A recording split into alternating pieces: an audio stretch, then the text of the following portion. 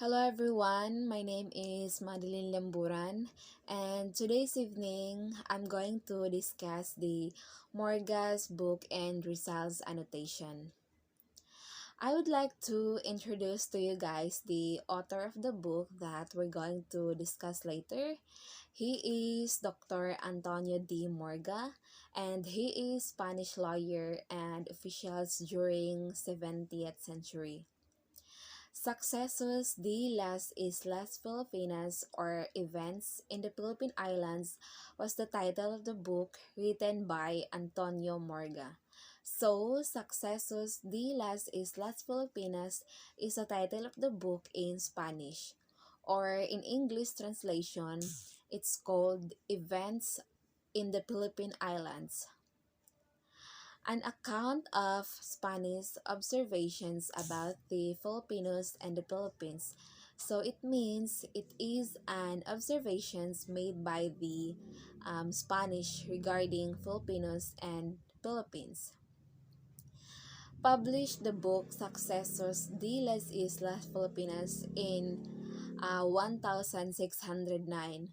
So the book was published on 1609, and it was considered one of the most important works on the early history of the Spanish colonization of the Philippines. So the book is regarded as one of the most significant studies on the early history of Spanish colonization of the Philippines. Background information about Sucesos de las Islas Filipinas. So, Antonio D. Morga, author of Sucesos de las Islas Filipinas. As I said earlier, that the author of the book was Antonio D. Morga. This is one of the first over book to tackle Philippine history. It means ito ang kauna-unahang book na pinag-uusapan ang history ng Pilipinas.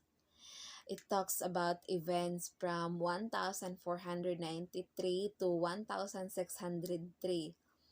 First published book about the Philippines, showing the political, social, and economic system.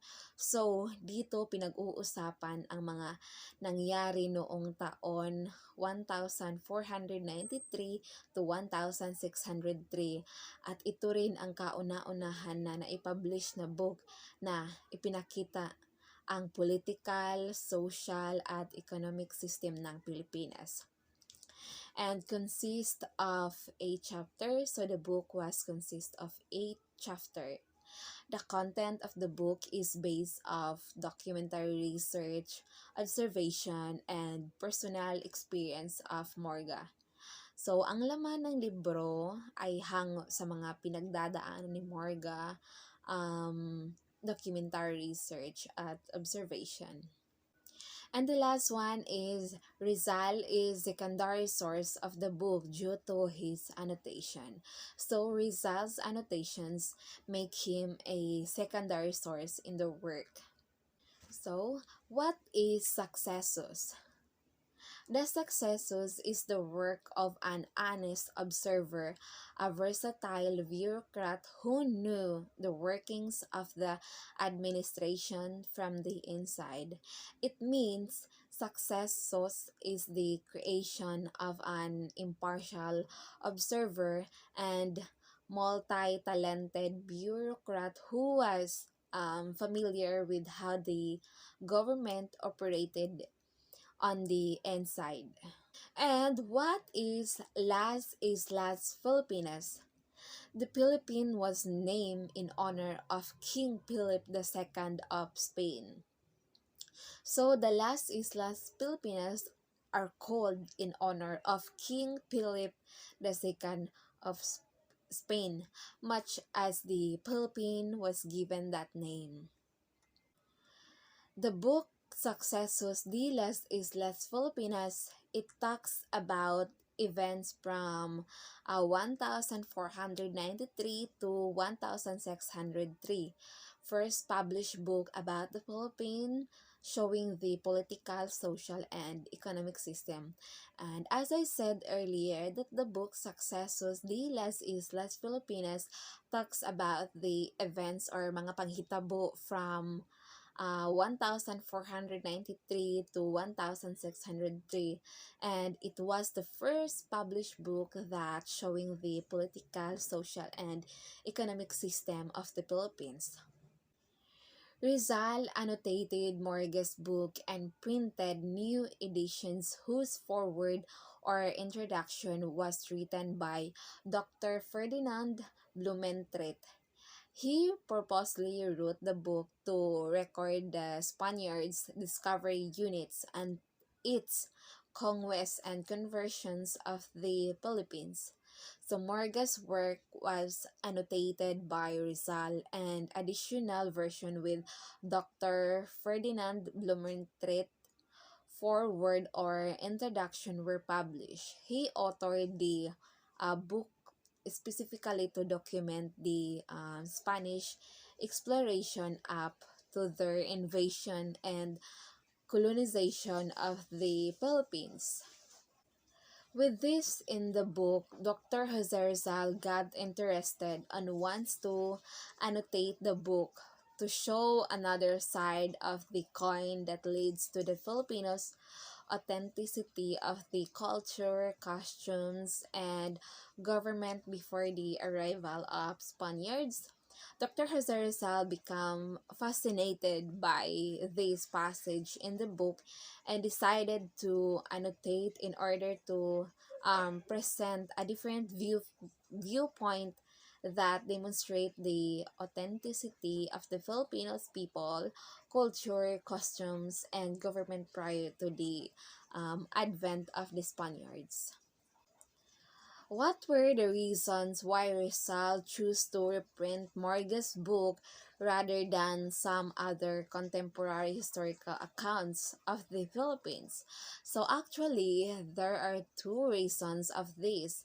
First is because Morga is non-religious and he is sympathetic to the idiots, which is ang mga Filipino dati, and it was non-spiritual and chronicles of Spanish colonial officials that time were here. And the second one is that because the book of Dr. Morga that expressed the loss of an important treasure due to the dream and ambitions expedition of Spain for richness, fame, and conquest.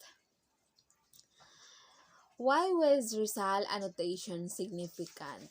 So, bakit significant ang annotation ni Rizal?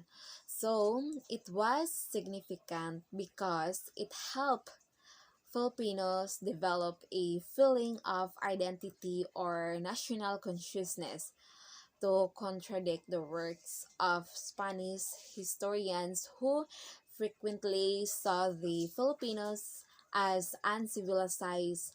Dr. Jose Rizal imposed an Indio perspective on the history of the Philippines.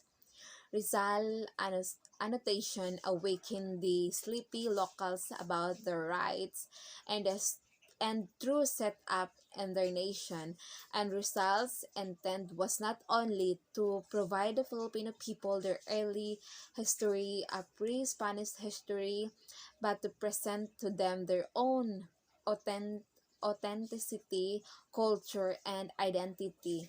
Through his annotation, we're able to awaken the passive natives about their rights and real setup in our homeland. Here's the 8 chapters of book. So, Successos de las Islas Filipinas is divided into 8 chapters. The first of which covers the seminal expeditions of Magellan and Legazpi. The second through seventh of which is a chronological report on the administrations of the government under various governors general, and the eighth of which give a general account of the Philippine Islands, that natives there, their antiquity, customs, and government. We have here the importance of Rizal's annotation to the present generation. So first is to awaken in the Filipinos the consciousness of our past. So to make Filipinos more conscious of our past. The second one is to prove Filipino has culture of their on prior to colonization, that the Filipinos were not inferior to the white man. So this is to demonstrate that previous to colonialism, the Filipino people had a unique culture and that they were not inferior to foreigners. Number three is to devote ourselves to studying the future. So it means we should commit our time to researching the future, researching about our futures. And number four is to embrace the generic term Indio, to accept the term Indio in its entirely. We should accept the term Indio. And the last one is to seriously study Tagalog and produce a comprehensive Tagalog dictionary. This is to thoroughly research Tagalog and create a complete Tagalog dictionary. So I think this is the end of my reports. Thank you. I hope you learned something.